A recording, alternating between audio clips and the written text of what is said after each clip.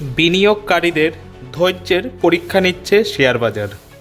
টানা পতনের পর একদিন ওপরের দিকে যাচ্ছে, একদিন নিচের দিকে নামছে সূচক।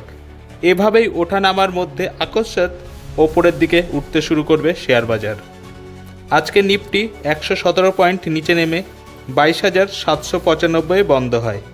ব্যাংক নিফটি ইন্ডেক্স 353 পয়েন্ট নিচে নেমে 48,981 বন্ধ হয়। আজকে এইচডিএফসি ব্যাংক, টাটা স্টিল এই স্টকগুলি ছিল পজিটিভ। আজকে রিলায়েন্স থেকে শুরু করে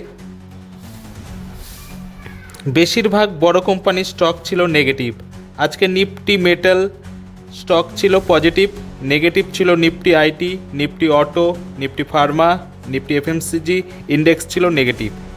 সোমবার বাজার খুললে দেখা যাবে শেয়ার বাজার কোন দিকে যায়। বিজনেস ডেস্ক, কলকাতা সমাচার। এ বিষয়ে আরও জানতে কলকাতা সমাচার চ্যানেলটি লাইক করুন, সাবস্ক্রাইব করুন ও বেল আইকনটি প্রেস করুন। ধন্যবাদ।